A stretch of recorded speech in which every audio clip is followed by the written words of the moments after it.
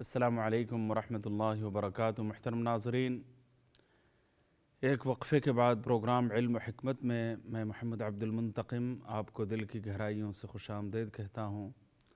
اللہ تعالیٰ کی بارگاہ میں دست بدعا ہوں کہ اللہ تعالیٰ اس پروگرام کو شرف قبول عطا فرمائے۔ جو باتیں عرض کی جا رہی ہیں، اللہ تعالیٰ مقصد کی باتیں صحیح طریقے سے، صحیح نیت سے اللہ تعالیٰ کہنے، صحیح طریقے کے مطابق کہنے کی اللہ تعالیٰ توفیق عطا فرمائے، ان کو سمجھنے کی بھی توفیق سے نوازیں، اور اللہ تعالیٰ عمل پیرا ہونے کی دولت سے بھی ہم سب کو مالا مال فرمائے۔ محترم ناظرین، پروگرام کا نام علم و حکمت ہے۔ حکمت کا مفہوم کیا ہے؟ حکمت بہت جامع لفظ ہے، بہت ہی جامع لفظ ہے، اور حکمت میں نہ جانے کیا کیا چیزیں ہیں، سبحان اللہ۔ اب حکمت کا جو مفہوم ہے وہ صحیح مفہوم اور درست مفہوم یہ ہے کہ علم صحیح، عمل صحیح اور فہم صحیح۔ علم صحیح، فہم صحیح اور عمل صحیح۔ علم صحیح علم ہو، صحیح فہم ہو اور صحیح عمل ہو، یہ تین چیزیں جب کسی ایک پیکر میں جمع ہو جاتی ہیں اور ایک ساتھ جب یکجا یہ تینوں چیزیں ہو جاتی ہیں، تو پھر اس کے لیے جو لفظ موزوں اور مناسب ہوتا ہے وہ ہے حکمت۔ اس لیے قرآن کریم میں فرمایا وَمَنْ يُؤْتَ الْحِكْمَةَ فَقَدْ أُوتِيَ خَيْرًا كَثِيرًا۔ جس کو حکمت دے دی گئی اس کو خیر کثیر سے گویا نواز دیا گیا۔ خیر کثیر، بے انتہا خیر اس کو عطا فرما دی گئی۔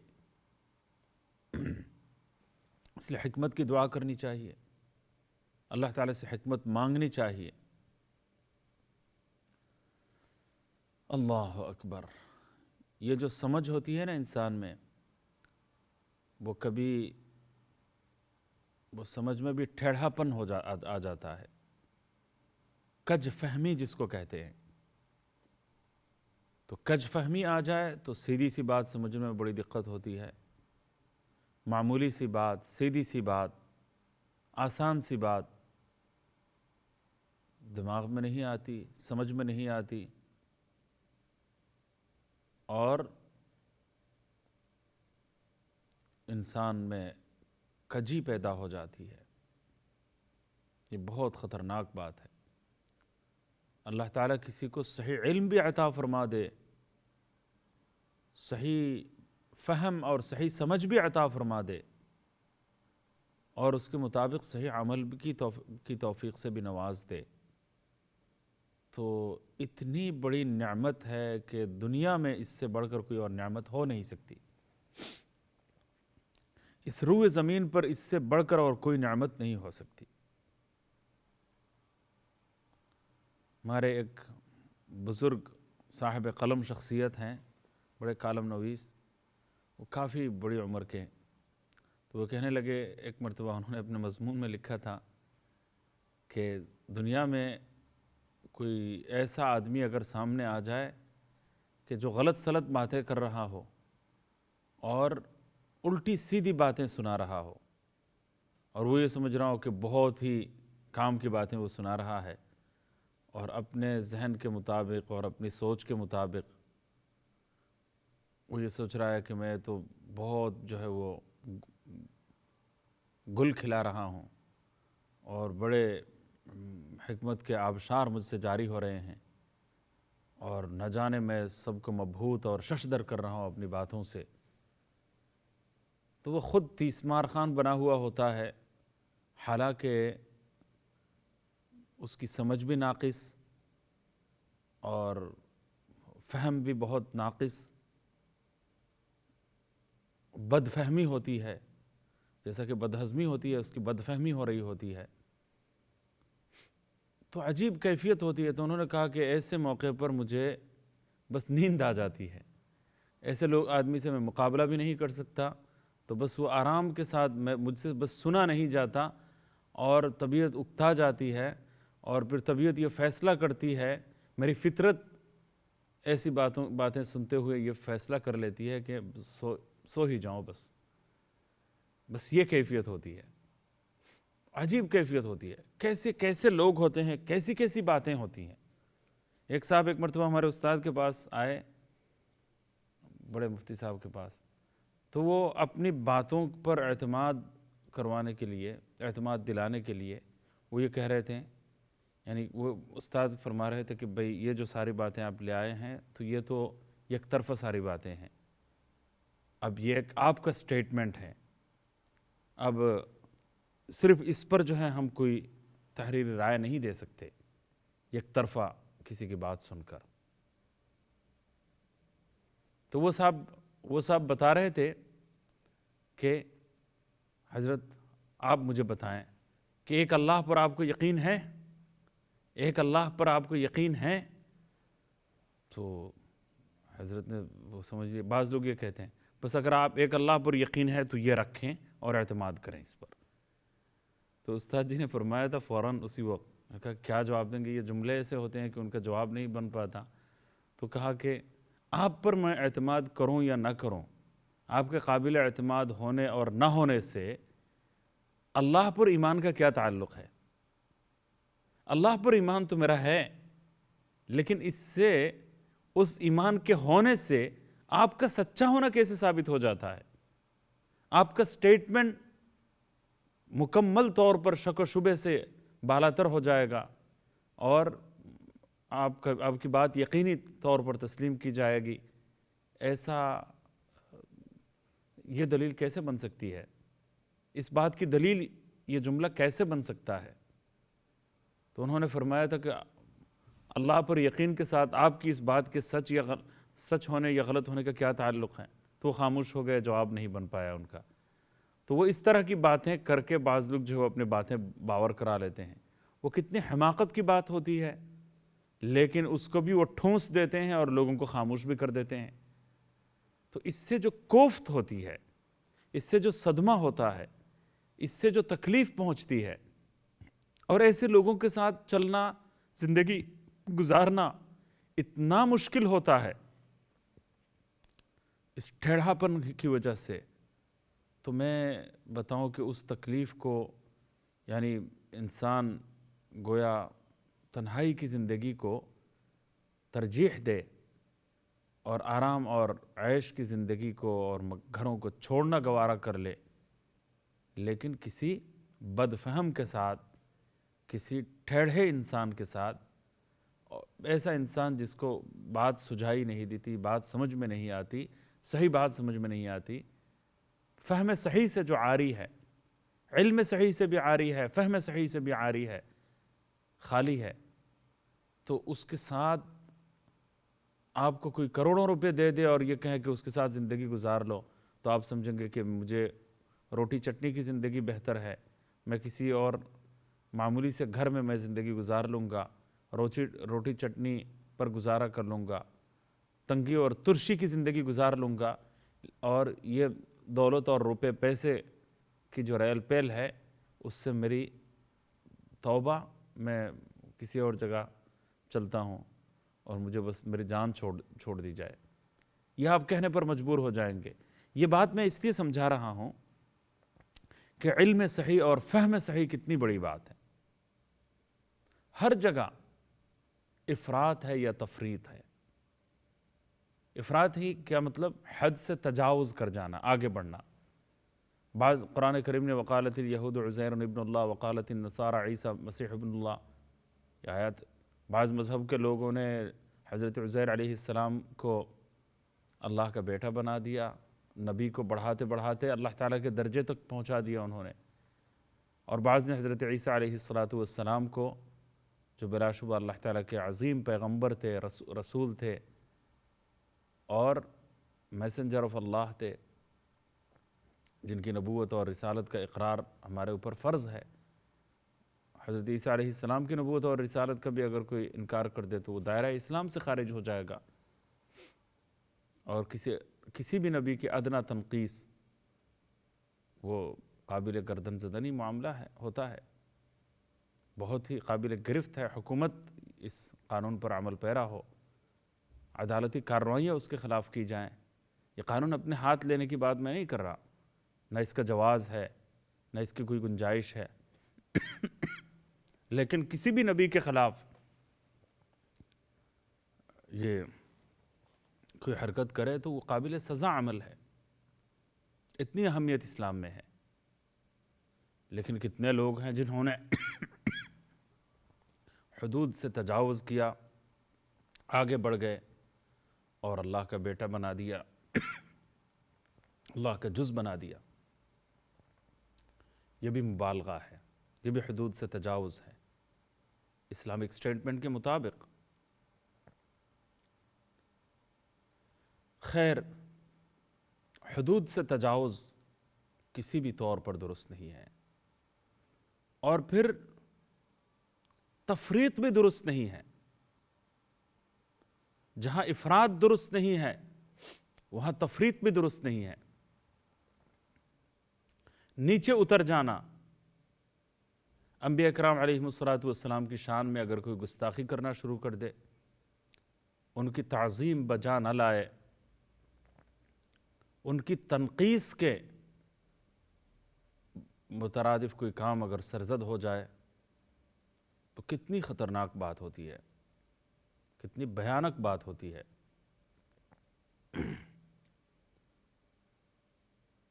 تو تنقیص، ان کی شان میں کوئی ادنا سی تنقیص نہ ہو۔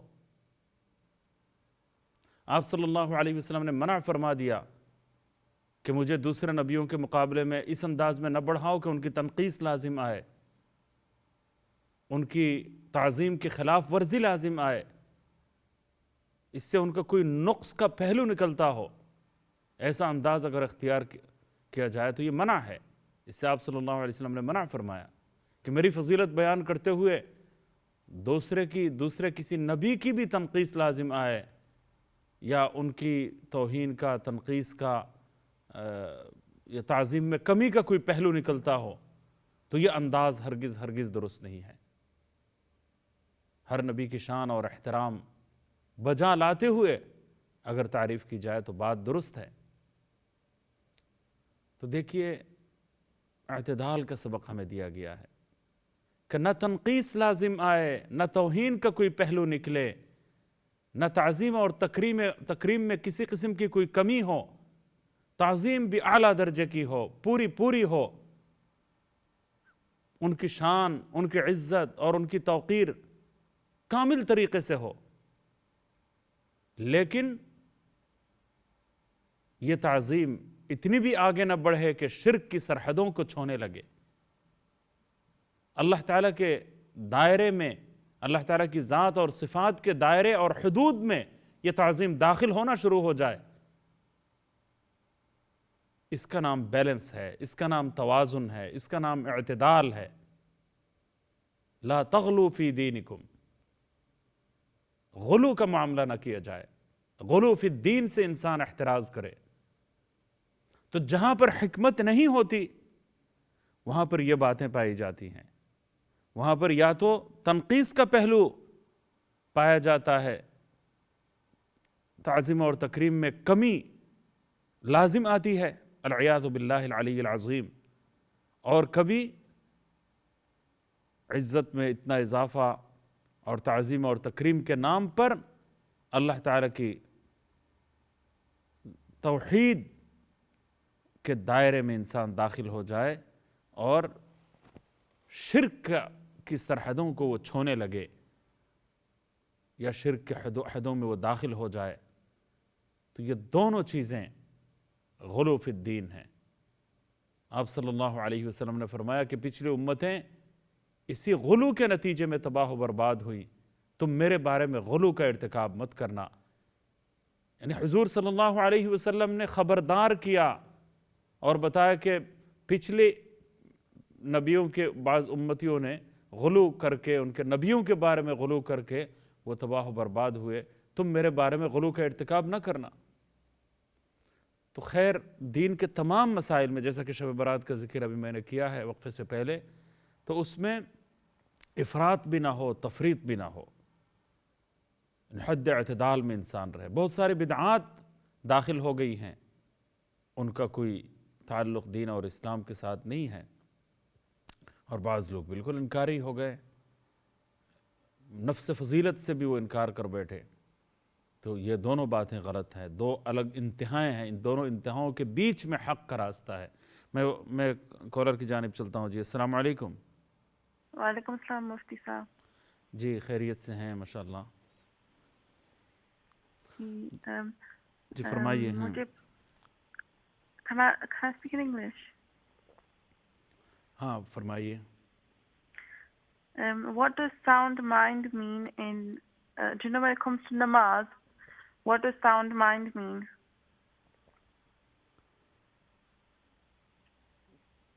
کیا بتایا آپ نے؟ Can you again repeat your question please?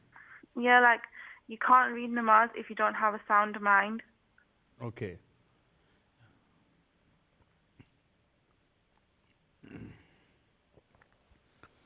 دیکھیے میں تو اردو ہی میں جواب دوں گا، تو آپ تو اردو سمجھ لیتی ہوں گی انشاءاللہ تعالی.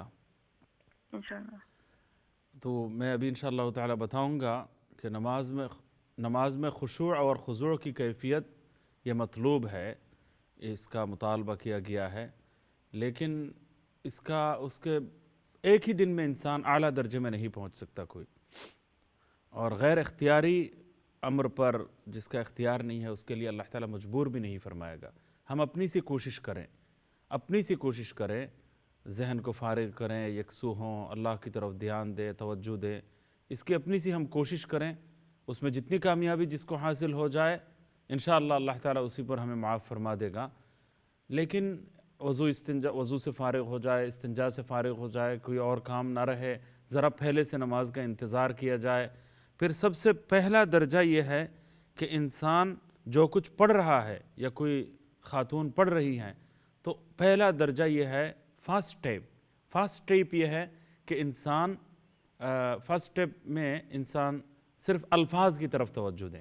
یعنی جیسا کہ میں الحمد پڑھ رہا ہوں، یہ پتہ ہو کہ الحمد پڑھ رہا ہوں، للہ پڑھ رہا ہوں، رب العالمین پڑھ رہا ہوں. تو پہلے صرف الفاظ کی مشق کریں کچھ عرصے تک، الحمد للہ رب العالمین. بس یہ نہ ہو کہ میں نے کیا پڑھا کچھ پتہ نہیں ہے، آٹومیٹک ایک ٹیپ ریکارڈر کی طرح جو ہے الحمدللہ رب العالمین الرحمن سورہ فاتحہ پڑھنے کے بعد بھی دوبارہ کوئی پڑھے. تو اس کا مطلب یہ ہے پہلے پڑھتے وقت الفاظ کی طرف توجہ نہیں تھی، ورڈز کی طرف توجہ نہیں تھی. تو یہ الفاظ کی طرف جو ہے وہ پہلے توجہ دی جائے، تو کہ کیا الفاظ میں ادا کر رہی ہوں. تو یہ پہلا درجہ ہوتا ہے. اس کے بعد دوسرا درجہ یہ ہوتا ہے کہ انسان کوئی معنی بھی ذرا سیکھے.